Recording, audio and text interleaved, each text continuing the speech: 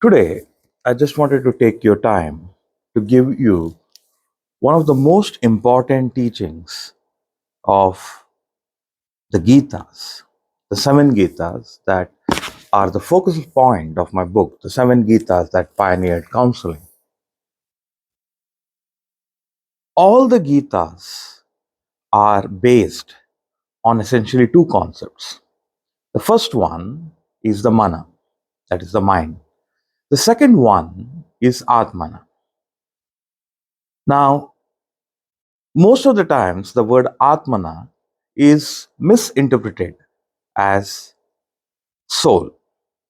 Now, soul is a semantic concept where it is supposedly a part of the body which goes to heaven or hell based on the compliance to the commandments of the religious text. Atmana in Vedic Sanskrit is made of two words, At, that is beyond, and Mana, that is the mind. It is better understood as the consciousness. Now, while there are some people who do understand Atmana, there are not many who understand the concept of Mana, that is the mind. Even in the modern counseling technologies or the theories, most people confuse between the brain and the mind. How do you distinguish the brain and the mind? Consider your mobile phone. Anything you can touch in a mobile phone is a brain. And that iOS operating system which runs the system is better understood as the mana. Now, if you have a problem with the iOS or any other apps in your mobile, which can also happen to have a significant load on your hardware, which is creating the problem to the hardware, affecting its performance, does it help to fix your hardware? First of all, it is not nearly possible. The second major problem is that if there is a problem in the software, to try and fix the hardware is only going to be cost you money and also to the least no results. I do not deny the fact that sometimes it does help to switch on and switch off your hardware. However, if you have to do that every single time, then that entire system is of no use. In today's world, when people are faced with stress, some therapists and even counselors give us what we call as medications. Now, the medications only work on the tangible aspects.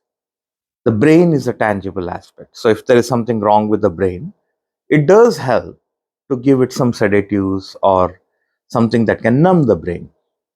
But to keep the brain numb at all times is of no use. And there is a second major problem with it, and that problem is that it is also addictive. So, if anything is creating an addiction in your body, you run the risk of having a great many threats to your body. What we see in US today, the fentanyl crisis, is nothing but the addiction of people who are undergoing stress and strain to all these psychedelic drugs. Then there is also this concept which is called as psychedelic therapy. So what they do is that they give you some drugs and you think that you are healing with it. The good part of the psychedelic therapy is that they try to ensure that you don't get addicted to these particular drugs. Yet, to think that the psychedelics can help to fix your mind related problem is actually a no brainer. How powerful is the mind? You need to ask that question.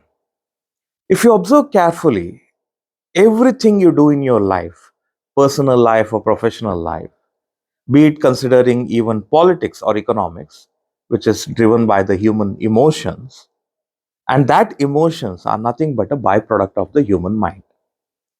There is also a concept called as hive mind. Now, if you have watched something like a movie, a science fiction movie, They talk about people who go and control other minds. Is it possible? The answer is yes, and it is what is going on. For example, take some time off and ask yourself, you have a name. Your name was not your choice. It was given to you by someone else. And if need be, you could always change your name. But how many people change their name? Then, when you are younger, your parents send you to schools. The school is not of your choice. And yet, you get into the schools and you do what you are told by the teachers. Then you go into the colleges, you may like to believe that, oh, actually, you know what, that was my choice. Probably it is. But how did that choice come into your mind? How did you think that that college is good for you? Career choices. More than often, the choices like career, getting married, having children, and everything is a net sum result of your mind. And here is an interesting teachings of the seven Gitas. It teaches that the mind, against all the conventional ideas and even modern sciences, cannot think. Mind is an imitating mechanism. Mind loves someone. It has its own logic why it love or hate someone. When the mind loves someone, you will undisputedly support anything and everything that person does. If it hates someone, it will find all faults with anything, even good, that it does. Another important teachings of the Gitas is that no person is pure evil and no person is pure sage. The Gitas even say that every saint has a past and every sinner has a future. The critical aspect of the Gitas is in knowing our mind, understanding its challenges. And because we are unable to handle our challenges in life, that we are having these diseases like lifestyle diseases like hypertension and diabetics, which is also called as the slow and silent killer of the world. I have been hearing some people who said that the pharmaceutical industry has no interest in curing the diabetics or the hypertension because if they cure someone, then there is a problem with it. But the fact that hypertension and diabetics stem from the mind makes it impossible to completely cure or heal that disease through medication. You need to understand the mind. Krishna says it very beautifully in Krishna Gita, also known as Bhagavad Gita. Mana eva manushyanam karanam bandha mokshayoho. For attachment or aversion or anything in life, mind is the sole reason. And that Atmaiva Atmano Bandhuhu, Atmaiva Tripuratmanaha, that your mind is the sole friend of yours when it is calm, and when it is unstable, agitated, and unrestful, it is your worst enemies. And yet we don't understand the mind. And modern science, as I already said, it confuses the difference between the mind and the brain. This one confusion has led to several of the problem. Even today, the counseling techniques that are available are based on the understanding of the brain and the resultant human behavior, which actually comes from the mind. So, when some people say that, oh, it is helpful, it can be helpful because the psychological and counseling techniques works on conversations. So when you have a conversation with a friend, with family, your parent, your loved one, it is a healing process. In Gitas, the sages like Vashishta, Avadhuta, Krishna, Vidura, Bhishma, Vyadha, and even Avadhuta tell us that the greatest way to heal a mind is through wise conversations. So technically, anybody can heal anyone provided they know what is the mind. And the way to understand the mind is through wisdom and not as much as through knowledge. Knowledge is a great important component. Like the Gitas give you the knowledge, but they always tell that it is crucial that you know the distinction between mind and the brain and then have an understanding about it. There's a beautiful parable where Vedic king Bhagirath goes to his Guru Tritala and he says, Guru, I know that I am neither this body nor this mind, and yet I am not able to find peace in life.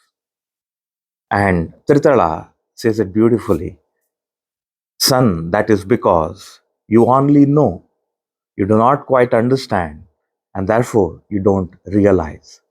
There's a distinction between knowing, understanding, and realizing. This is even beautifully captured in Vyada Gita. It is also a part of this book. In Vyada Gita, a great rishi is humbled by an housewife and is so humbled that he touches her feet and he says, Please accept me as your disciple. And the housewife says, Sire, I am a housewife. I have my duties, my dharma, and responsibility towards my children and my husband. So I do not have time for you. However, go to the village market and there is a Vyada. Vyada means a butcher, a person who chops animal and sells its meat for a living. And go to him. He will tell you everything you need that I know. So he goes to Vyada and is repelled by the senses. As we know, all the rishis were vegetarians. All the Vedic people were vegetarians. And it so happens that he wants to live, but his desire, his yearning for knowledge makes him go to this Vyada and he asks him that, will you teach me the great wisdom? And the Vyada says all the great wisdom that he has to know. Rishi is impressed and he asks, don't mind me, but you know all this great knowledge and yet you do all that menial work. You hurt animals, you hurt mute beings. And Vyada says very clearly, you see a book has all the knowledge that can benefit a human, but a book cannot benefit itself. I am like a book. To benefit from a book, you need a mind. You also need to understand consciousness. I do not have the ability to understand it. I was just able to recite it verbatim without any misinterpretation. And I am too lazy to understand it. So when the Rishi went to Vyada, he heard from it. He greatly benefited from it because he had lived a life by the standards of Dharma, unlike a Vyada. So what Vyada Gita also teaches us is that you don't necessarily have to accept someone's greatness. If a knowledge comes from even a menial being, even a child, even a butcher, if it is worth it, even if he doesn't follow it, you have to accept it and move on. There are a great many things that we go through life. You don't really, and today a great many people are saying a lot about mental health. And believe me, even these people do not understand the concept of mental health. One of the most important aspect, which is also a detrimental aspect, is a lack of empathy and compassion. A counselor is trained to seek a counselee as if a subject. So you are not supposed to connect with them emotionally. The counseling of the Gitas is about connecting emotionally, but not sympathizing with them, rather empathizing and providing a way for the people to understand the pain. Because believe me, the only part in your body which feels pain is the intangible component of your mind. The modern science says that the pain is in the body. They give you painkiller, and when you have that painkiller, you feel like you're not having the body. But what it essentially does, it numbs the component of the brain. But then you must understand that a dead body has every component, at least for some time, it is dead for 5-10 minutes, and yet it feels nothing. Why? Because there is no mind. In Vedic philosophy, death is what is considered as the permanent cessation of mind.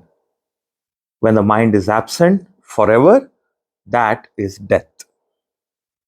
There are a great many such concepts in my book, and now you can order this book from Amazon.in.